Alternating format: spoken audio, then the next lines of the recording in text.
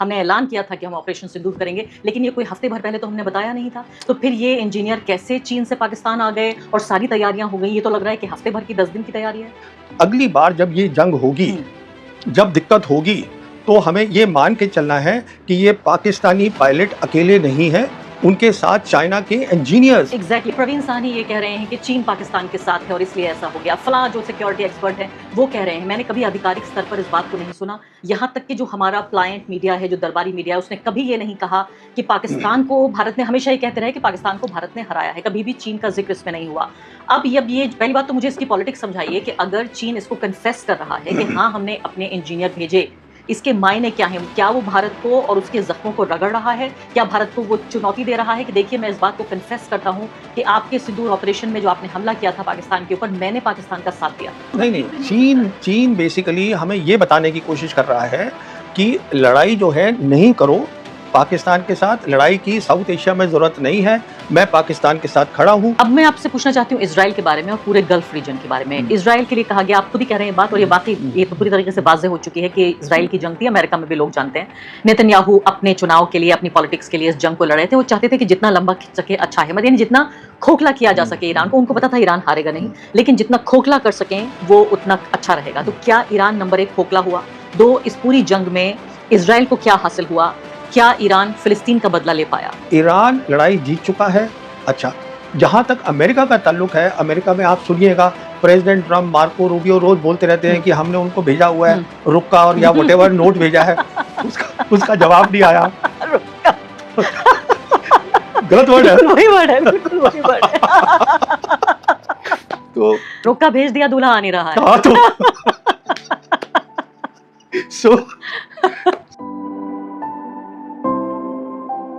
नमस्कार, इस खास पॉडकास्ट में आपका स्वागत है। मैं हूं आरफा खानम शेरवानी।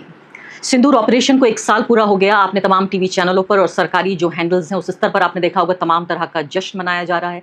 1 साल यानी कि 3 दिन भी वो पूरे हो चुके हैं जब से ऑपरेशन सिंदूर शुरू हुआ था, और उसके 3 दिन गुजर चुके हैं। इस बीच एक ऐसी खबर जिस पर बहुत चर्चा नहीं हुई, और खबर भी इतनी खतरनाक, जिस बारे में पूरे फसाने में इसकी चर्चा नहीं हुई, वो ये कि न सिर्फ कि चीन ने अपने लड़ाकू विमान से पाकिस्तान की मदद की, और हर तरह से, यानी सूचना के स्तर से लेकर साइबर स्तर से लेकर हर तरह से मदद की। इसको लेकर चैमे गुइयां एक फारसी का लफ्ज है, यानी कि इधर उधर से बात आई और इधर उधर चली गई। तो चैमे गुइयां तो जरूर हुई, लेकिन फैक्चुअल बातचीत नहीं हुई। पहली बार अब ये खबर आई है कि बाकायदा चाइना ने ये कहा है कि उसने, उसके इंजीनियर्स ने जाकर बाकायदा तौर पर इन जहाज़ों को, यानी कि मदद की गई, इन इंजीनियर्स के जरिए जहाज़ों को लड़ने में मदद की गई। ये एक बड़ी खबर आ रही है। इसके क्या मायने हैं भारत और पाकिस्तान के बीच? जो ये तमाम, जिस तरह का तनाव, जिस तरह का पूरी मिलिट्री फाइट और सब कुछ हो गया, इसके अलावा चर्चा इस बात पर भी कि वेस्ट एशिया यानी ईरान की जो जंग है, वो जंग क्या खत्म हो गई? क्या अब ये मान लिया जाए कि बिना एक प्रॉपर फॉर्मल तरीके से संधि हुए, सीज फायर हुए, ये मान लिया जाए कि अब ये फसाद खत्म हो चुका है? इसके अलावा भी कई ऐसे मुद्दे हैं जिस पर चर्चा करने के लिए मेरे साथ प्रवीण साहनी जी मौजूद हैं। जाने माने सिक्योरिटी एक्सपर्ट हैं, पूरे मैं कहूँगी साउथ एशिया में उनकी शोहरत है, उनका चर्चा है। फोर्स मैगजीन के एडिटर हैं, और न सिर्फ कि उनके लिखे को लोग पढ़ते हैं बल्कि उनके वीडियोज़ भी लाखों की तादाद में लोग देखते हैं। बहुत बहुत शुक्रिया सानी जी, सबसे पहले तो आने के लिए, इस चर्चा में भाग लेने के लिए। ये खबर जो मैं कह रही हूँ कि एक कॉलम में, मैं तो राजनीतिक पॉलिटिकल जर्नलिस्ट हूँ, डिफेंस थोड़ा बहुत समझती हूँ, जितना डिफेंस की पॉलिटिक्स है उतना समझती हूँ, लेकिन मेरी भी आंख से ओझल हो गई ये खबर, क्योंकि इस पर चर्चा ही नहीं हुई कि चीन के जो इंजीनियर्स हैं उन्होंने पाकिस्तान में आकर, और ये J-10 नाम का फाइटर जेट है जिसको उड़ाने में और हम पर हमला करने में मदद की। क्या मैं सही कह रही हूँ? देखिए, ऐसा हुआ था जब ऑपरेशन सिंदूर हुआ, और आप जानती हैं, दर्शक जानते हैं कि ये 6 और 7 मई को सुबह ये जंग शुरू हुई थी और एयर वॉर हुई थी। और उसमें हम ये भी जानते हैं कि पाकिस्तान ने अपने J-10 हवाई जहाज उनको इस्तेमाल किया था। अब J-10 जो है वो चाइना का हवाई जहाज है, चेंगडू है जो उनकी एविएशन कंपनी बनाती है। अब ये खबर आई है कि चेंगडू के जो इंजीनियर्स थे, जो रिसर्च करते थे इसके ऊपर J-10 पे, कहने का मतलब है जिनको हर चीज़ J-10 के बारे में पता है, वो लोग फिजिकली वहाँ पर मौजूद थे 6 और 7 की रात को जब ये जंग हो रही थी। तो वो वहाँ क्या कर रहे थे, ये एक बहुत बड़ी बात है। बहुत बड़ी बात इसलिए है कि अभी तक हम ये समझ रहे थे कि जो चाइनीज़ है वो हथियार दे रहे हैं, J-10 दे दिया, PL-15 मिसाइल दे दी, और उन्होंने ट्रेनिंग एक साथ कर ली, वो सब हम बात समझ रहे थे। पर अब ये खबर आ गई है कि वो वहाँ पे मौजूद थे। तो उसमें 2 बातें हैं, बहुत ख़ास हैं। पहली बात ये है कि जो फाइटर होता है, जो उनके जो एयरफोर्स के, पाकिस्तान एयरफोर्स के जो पायलट्स हैं, वो बहुत, उनमें तजुर्बा है, ट्रेनिंग करी है, अच्छे हैं। तो वो जो थे अपने J-10 को उड़ाने में फोकस कर रहे थे। जो ये इंजीनियर्स थे वो ये फोकस कर रहे थे उनके उड़ने से पहले कि उसकी ठीक मेंटेनेंस है, क्योंकि अभी रिपोर्ट आ रही है उस समय वहाँ पर जो टेम्परेचर था वो 50 डिग्री सेंटीग्रेड था। जब इतना ज़्यादा टेम्परेचर होता है तो जो रडार होता है J-10 का उसमें खराबी हो सकती है, उसका जो इलेक्ट्रॉनिक वॉरफेयर सिस्टम होता है जिससे जैमिंग करी जाती है उसमें खराबी हो सकती है। तो वो सब इंजीनियर पहले वहाँ चेक कर रहे थे और उसके बाद जब उन्होंने उड़ान भरी है उनके पायलट्स ने, तो तब जैसे कुछ मालूम होगा आपके दर्शकों को भी, उन्होंने अपने रडार बंद कर दिए थे। J-10 के रडार बंद थे, वो इसलिए बंद रखे थे, अगर वो ऑन करते तो जो इंडियन के जो पायलट्स थे और फाइटर्स थे उनको पता चल जाता कि हाँ ये दुश्मन का हवाई जहाज यहाँ आ गया है, हम कैच कर लेते सिग्नल। जी हाँ। तो वो उन्होंने बंद कर दिए और उन्होंने क्या किया, उसके ऊपर और पीछे एक और एयरक्राफ्ट रखा जिसको हम बोलते हैं AEWC, मतलब एयरबॉर्न अर्ली वार्निंग। उसका सिर्फ काम होता है कि आप रेंज से, लंबी रेंज से आप टारगेट्स को ले लीजिएगा। तो उन्होंने टारगेट लिए, वो पीछे थे और वो टारगेट डेटा जो था वो भेजा इस जहाज को, J-10 जिसने की मिसाइल छोड़नी थी, जहां पायलट बैठा था, जिसने अपना रडार बंद कर रखा है, उसको डेटा भेजा। अब यहाँ पर एक बहुत बड़ी टेक्निकल बात आ जाती है। वो टेक्निकल बात क्या होती है कि जो उन्होंने भेजा, जो नेटवर्क था, वो नेटवर्क जो है वो दुरुस्त होना चाहिए। नेटवर्क की जो देखभाल है पूरी, और ये कि वो डेटा वहाँ से ठीक यहाँ पहुँचे और यहाँ से ठीक जो है जो उनका कंप्यूटर, देखिए पायलट जो होता है, जो बैठा होता है, उसके सामने उसके मिशन कंप्यूटर होते हैं जिससे वो देख रहा होता है क्या हो रहा है। तो डेटा वहाँ से आया। उसके बाद J-10 में एक चीज़ होती है जो इलेक्ट्रॉनिक होती है जिसको हम बोलते हैं SDR, जिसका बेसिकली उसका मतलब ये होता है कि वो सॉफ्टवेयर डिफाइंड रेडियो होते हैं। वो अपनी फ्रीक्वेंसी जल्दी जल्दी चेंज कर लेते हैं। उसको कैसे बनाना है, ये ब्रेन होता है पूरी चीज़ का, उसको कैसे ऑर्गेनाइज करना है, ये इंजीनियर ने पहले करके लगाया हुआ था उसमें। तो जब वहाँ से डेटा आया तो डेटा ठीक है, SDR ने कंफर्म किया जो सॉफ्टवेयर डिफाइंड रेडियो है, और फिर उन्होंने वो डेटा जो था जो पायलट को भेजा उसके मिशन कंप्यूटर के ऊपर, क्योंकि पायलट को पता नहीं है, उसे दिखा नहीं है। तो उसके बेसिस पे देखिए, अगर डेटा ठीक नहीं होगा और अगर डेटा रास्ते में जैम हो गया या साइबर अटैक कर दिया हमने, दुश्मन ने कर दिया, वो खराब हो सकता है। तो SDR की बहुत अहमियत होती है, उसको मेंटेन करना, उसको ठीक प्लग इन करना, और चलने से पहले और उसके बाद उसका जब मिशन कंप्यूटर पे आया जो कि डेटा दूसरे जहाज ने दिया था, उसके बेसिस पे इन्होंने PL-15 को बटन दबाया और छोड़ दी और वो सीधा जाके टारगेट पे लग गया। टारगेट पे लगा। मैं टारगेट की बात करूंगी कि क्या है टारगेट, हमारा ही नुकसान जाहिर हुआ होगा। तो मुझे जी। बताइए, लेकिन ये हमला तो अचानक हुआ। भारत ने बताया जरूर था कि हम हमला करने जा रहे हैं, हमने ऐलान किया था कि हम ऑपरेशन सिंदूर करेंगे, लेकिन ये कोई हफ्ते भर पहले तो हमने बताया नहीं था। तो फिर ये इंजीनियर कैसे चीन से पाकिस्तान आ गए और सारी तैयारियां हो गई? ये तो लग रहा है कि हफ्ते भर की 10 दिन की तैयारी है। नहीं, हफ्ते 10 दिन की नहीं है, ये कई सालों की तैयारी है। ये 5 अगस्त 2019 में जब हमने जम्मू कश्मीर से 370 हटाया था, उसी समय से, शायद मैंने आपके शो पे पहले भी कहा है कि चाइनीज़ लीडर खुलेआम बोलते थे कि हम पाकिस्तान की टेरिटोरियल इंटीग्रिटी, सॉवरेनिटी को हम सपोर्ट करेंगे। तब से बोल रहे थे, और इनकी एक्सरसाइजेज दोनों एयरफोर्स की वो एडवांस हो गई बहुत। तो ये तब से काम चल रहा है, ये अचानक नहीं हुआ है। उसके बाद जब 22 अप्रैल को पहलगाम हुआ है तो वो काफ़ी टाइम था, उसमें अंदर इनके इंजीनियर यहाँ आ गए होंगे देखने के लिए कि जो है टारगेटिंग है वो बिल्कुल ठीक हो। देखिए, इस बार सिंदूर में जो बालाकोट में हुआ था, बालाकोट में हमने पहली बार 2019 में हमने एयरफोर्स का इस्तेमाल करा था, तो पाकिस्तानी उसके लिए उनको उम्मीद नहीं थी। इस बार तो वो तैयार बैठे थे। जो सैटेलाइट्स थे चाइना के, वो उन्होंने उनको वो भी बताया कि हमारे कहाँ कहाँ एयरक्राफ्ट है। वो तो सिर्फ इसलिए बैठे थे कि हम एक बार अपनी मिसाइल छोड़ें और वो मिसाइल पाकिस्तान की एयर स्पेस को अंदर चली जाए तो वो हमला करेंगे।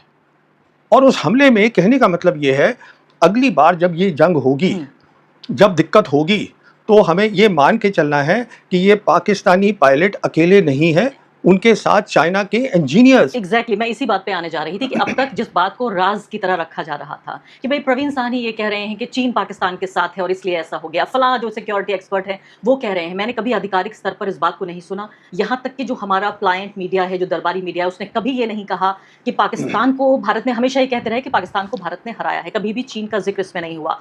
अब ये पहली बात तो मुझे इसकी पॉलिटिक्स समझाइए कि अगर चीन इसको कन्फेस कर रहा है कि हाँ हमने अपने इंजीनियर भेजे, इसके मायने क्या हैं? क्या वो भारत को और उसके जख्मों को रगड़ रहा है? क्या भारत को वो चुनौती दे रहा है कि देखिए मैं इस बात को कन्फेस करता हूं कि आपके सिंदूर ऑपरेशन में जो आपने हमला किया था पाकिस्तान के ऊपर, मैंने पाकिस्तान का साथ दिया? देखिए, चीन ऐसा कुछ नहीं कर रहा है। चीन तो ये सोचता भी नहीं है कि मिलिट्री टर्म्स में इंडिया उसके बराबर का है। चीन जो है अपनी बराबरी मिलिट्री में सिर्फ अमेरिका के साथ करता है। चीन सिर्फ ये संदेशा दे रहा है कि आप ये समझिएगा, जब जब भी कोई चाइना से ऑफिशियल चैनल से खबर आती है, इसका मतलब ये है कि वो पूरी सरकार की परमिशन से आई है। तो ये जो उन्होंने इंजीनियर का नाम भी दिया है, किसने बयान दिया है, वो सब है उनकी न्यूज़पेपर है, एक आता है साउथ चाइना मॉर्निंग पोस्ट, बिल्कुल। उसमें ये पूरी स्टोरी ये है। तो मेन स्ट्रीम बिल्कुल हाँ, है, ये हाँ, भी नहीं है कि कोई, तो और ये देखिए, कोई अमेरिका भी नहीं है कि खबर नहीं, लीक होके आ गई, चीन वहाँ तो लीक भी नहीं हो सकता है। चीन बेसिकली हमें ये बताने की कोशिश कर रहा है कि लड़ाई जो है नहीं करो पाकिस्तान के साथ, लड़ाई की साउथ एशिया में ज़रूरत नहीं है, मैं पाकिस्तान के साथ खड़ा हूँ, ये हमें कह रहा है, कोई हमें चुनौती नहीं दे रहा है। लेकिन हमने तो ये कह दिया कि अगर एक बार और कोई टेरर एक्ट हुआ so it will be an act of war, यानी कि अगर पाकिस्तान की तरफ से कोई और आतंकवादी गतिविधि होती है तो हमें युद्ध करना होगा। तो हमें इसलिए अब सोचना है, हमने जो कह दिया है, जो प्रधानमंत्री ने खुद कहा कि एक न्यू नॉर्मल बन गया है, जिसमें कि act of terror will be act of war, और हम डिस्टिंक्शन नहीं करेंगे, हम फर्क नहीं करेंगे टेररिस्ट के अंदर और स्पॉन्सर्स के अंदर। इसका मतलब हम फुल स्केल लड़ाई लड़ेंगे। फिर हमें एक नमूना मिल गया है ऑपरेशन सिंदूर के अंदर कि लड़ाई कैसी होगी, वो भी हमें समझ में आ गया है। वो एक अलग टाइप की लड़ाई होगी, जैसे आज तक कभी हिंदुस्तान पाकिस्तान ने वो लड़ाई लड़ी ही नहीं है। कैसी होगी? हाँ, देखिए, अब तक क्या होता था, हिंदुस्तान पाकिस्तान की जो लड़ाई होती थी, वहाँ पर एक लाइन होती थी जो हम बोलते थे कॉन्टैक्ट लाइन। इस तरफ हमारी फौज है, उस तरफ उनकी फौज है, लड़ाई यहाँ से शुरू होती थी, जैसे हमारी लाइन ऑफ कंट्रोल है, वो लड़ाई वहाँ से शुरू हुई और फिर हमारा प्लान है, हम इधर गए, उनका प्लान है, वो इधर गए, एयरफोर्स उनको सपोर्ट कर रहा है। अब तो वो लड़ाई नहीं है, क्योंकि हमने क्या देखा इस बार कि आप जो है मिसाइल्स और ड्रोन्स आप कहीं भी फेंक सकते हैं, डेप्थ में फेंक सकते हैं, जो हमने भी फेंकी, उन्होंने भी फेंकी। इसका मतलब है ये वो कॉन्टैक्ट लाइन, रियर, साइड, ये वो बैटलफील्ड का पूरी बैटलफील्ड एक हो गई है। ये तो पूरी बात बदल गई ना अब।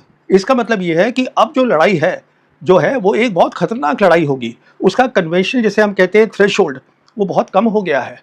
सिर्फ यही बात नहीं है, पाकिस्तान जो है, जो उनकी आप देखिए ज्योग्राफी एकदम सीधी सी है और वहाँ पे उनकी बहुत सारी न्यूक्लियर फैसिलिटीज़ है, इंफ्रास्ट्रक्चर है।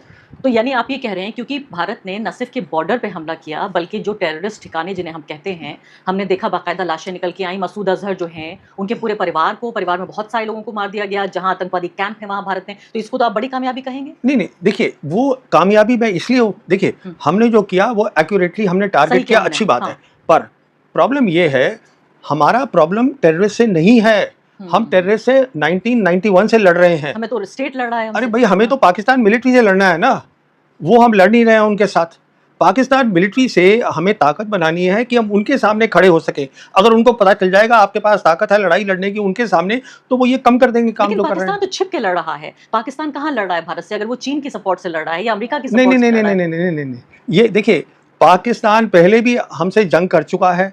मैं हार भी चुका है। नहीं, पाकिस्तान नहीं हारा है। देखिए, ये मैंने कई बार पहले भी बोला है कि जो मिलिट्री लाइन बनी थी, पहली जंग हुई थी कश्मीर की और उसके बाद मिलिट्री लाइन बनी 1 जनवरी 1949 को, वेस्टर्न सेक्टर में आज भी कायम है। उसको हम लाइन ऑफ कंट्रोल बोलते हैं। यानी नई लाइन बन गई? नहीं, वही लाइन है, थोड़ी उसको इधर उधर करा हमने। अगर हमको ताकत होती उनको पूरा हराने की, तो वो लाइन ही ग्राउंड पे नहीं होती। वो कहाँ कर पाए हम? जहाँ तक सवाल है बांग्लादेश बनाने का, हमने बनाया, पर आप खुद सोचिएगा, ईस्ट पाकिस्तान जो 1000 kilometre as the crow flies across India है, वो सपोर्ट कर ही नहीं सकते थे वेस्ट से ईस्ट को, तो वो तो वैसे ही जाना था। आप ये देखिए ना इस बात को, लड़ाई जो हुई वो तो वेस्ट में हुई और वेस्ट में हमने थमा के रखा उसको, क्योंकि जो उस समय आर्मी चीफ थे उन्होंने सीधा ये आदेश दिया था, जो हमारे वेस्टर्न कमांडर थे उस समय, जनरल कैंडेट से, कि आप इसको रोक के रखिए, हमें यहाँ पे काम करना है, और हमने बांग्लादेश बना दिया। मेरा कहने का मतलब ये है, देखिए, अभी तक जो भी हमने फुल स्केल वॉर लड़ी है पाकिस्तान के साथ, तो वो लाइन कायम है। अब चाइना उनके साथ खुल के लड़ रहा है, साथ में खड़ा है। लेकिन ये प्रवीण जी, अगर ईमानदारी से देखें तो ये तो धोखे की जीत हुई। अगर मान भी लें ये धोखे की लड़ाई, जीत तो चलिए, जीत हार तो दोनों मुल्क कहेंगे कि हम जीत गए हैं। मैं तो कहती हूँ ये धोखे की लड़ाई हो गई। पाकिस्तान में हिम्मत है तो सामने आए और खुद लड़े। क्यों चीन की मदद से लड़ तो पाकिस्तान ही रहा है ना, उनके पायलट्स चला रहे हैं एयरक्राफ्ट। अब अच्छी बात यह है कि क्या हुआ उनके पर्सपेक्टिव से, नॉर्मली क्या होता है, जैसे हम रफेल ले रहे हैं, हमें तो खैर वो सोर्स कोड ही नहीं दे रहे हैं, वो बात छोड़िए, तो हमारे जैसे रफेल होंगे तो इंजीनियर नहीं आते हमारे पास, उनके तो आप छोड़िए, वो तो सोर्स कोड ही नहीं दे रहे हमें। क्या होता है सोर्स कोड? हाँ, सोर्स कोड का मतलब ये है कि अगर हमें कोई भी तब्दीली छोटी मोटी सॉफ्टवेयर की करनी है, कुछ नई चीज लगानी है, कुछ अपने नए हथियार को लगाना है, हमें उनको बुलाना पड़ेगा कि भाई आके कर दो। वो हमें बता ही नहीं रहे। नहीं तो क्या इस बात पे अभी कोई क्लैरिटी है कि हमारे रफाल जहाज गिराए गए या नहीं? देखिए, जहाँ तक गिराने का सवाल है, वो उनका कहना है कि हमने इतने गिराए हैं, 4, जो उनके लेफ्टिनेंट जनरल किदवाई हैं, उन्होंने 4 के नंबर भी दिए हैं। हम अपनी तरफ से क्या हुआ हम बताना नहीं चाहते, तो बात वहीं अटकी हुई है। लेकिन अमेरिका के गिरे तो साफ तौर पे सारी अमेरिकन मीडिया ने जब गिराए ईरान ने, तो अमेरिकी मीडिया ने सब बात, दूध का दूध पानी का पानी, सब कुछ सामने रख दिया कि इतने गिराए गए। किसके? अमेरिका के इराक में गिरा, एक ओमान में, अच्छा, आप वेस्ट एशिया की बात कर रही हैं। हाँ, मैं कह रही हूँ जब उनके गिरे तो लोकतंत्र में तो देखिए जब जंग होती है तो हार और जीत दोनों होती है, नुकसान और फायदा दोनों होता है। इतनी बड़ी ताकत अमेरिका, जब उसके कई जहाज गिराए गए और वो जहाज जिनको कहा जाता है कि इनविंसिबल हैं और वो बने ही इस तरह से हैं कि वो कभी गिराए नहीं जा सकते। तो इसका जवाब जो है ये मीडिया को लेना पड़ेगा सरकार से। इसके बारे में मैं क्या बोल सकता हूँ? नहीं, आपको पता तो है। नहीं, अब देखिए, मेरे पता होने से कुछ नहीं होता है। सरकार को बताना है कि 6 और 7 की रात को हम अभी जश्न मना रहे हैं ऑपरेशन सिंदूर का, अच्छी बात है। और हम कुछ लेसन्स भी लर्न करे होंगे हमने, वो भी अच्छी बात है। कुछ हम भी अपनी तब्दीलियां कर रहे हैं। पर उस समय क्या हुआ, क्योंकि 6 और 7 की रात बहुत इंपॉर्टेंट है। मैं बार बार बोलता हूं कि हिंदुस्तान पाकिस्तान के बीच में जब हमारे पास कॉन्टिग्यूअस बॉर्डर है, मतलब हम साथ साथ हैं, तो एयर वॉर का बहुत इंपॉर्टेंट रोल होगा।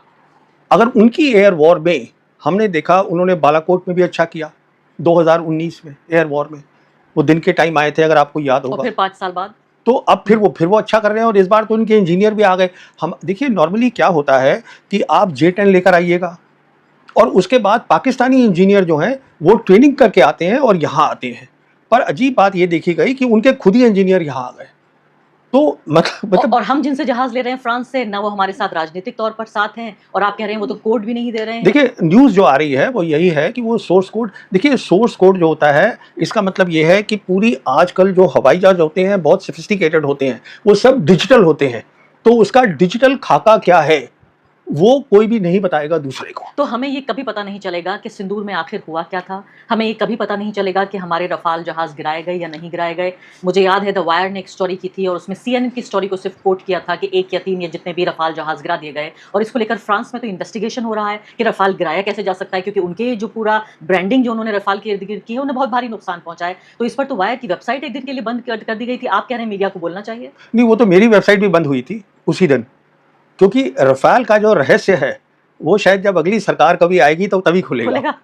अभी तो खुलने वाला है नहीं, तो वो तो बात खत्म हो गई। लेकिन मैं एक बार ये सोचती हूँ इसी की राजनीति के लिए कि चलिए मान लेते हैं एक बार अगर मोदी जी या हमारे रक्षा मंत्री ये कह दें कि भाई हम जंग कर रहे थे, जंग में हमने उनका 3 गुना नुकसान किया, लेकिन 1 गुना नुकसान हमारा भी हुआ, इसमें क्या बदल जाएगा? नहीं, ये तो सरकार जवाब देगी ना। आप, मैं क्या बता सकता हूँ इसके बारे में? आप डिफेंस के अलावा डिफेंस की पॉलिटिक्स को भी समझते होंगे आप। नहीं, देखिए, ये मैं तो पॉलिटिक्स के डिफेंस, पॉलिटिक्स तो मैं ये समझता हूँ कि इंडियन एयरफोर्स को काउंटर टेरर ऑपरेशन पे इस्तेमाल करना ही नहीं चाहिए था। ये है सीधी सी बात, क्योंकि इंडियन एयरफोर्स जो है वो हमारी सबसे एलीट सर्विस है। हमने उसको 2019 में इस्तेमाल किया। एयरफोर्स की कमजोरियां बताई उनको कि हमारा जो इलेक्ट्रॉनिक वॉरफेयर है, जो जैमिंग होता है, वो उनका बेहतर देखा गया हमारे से।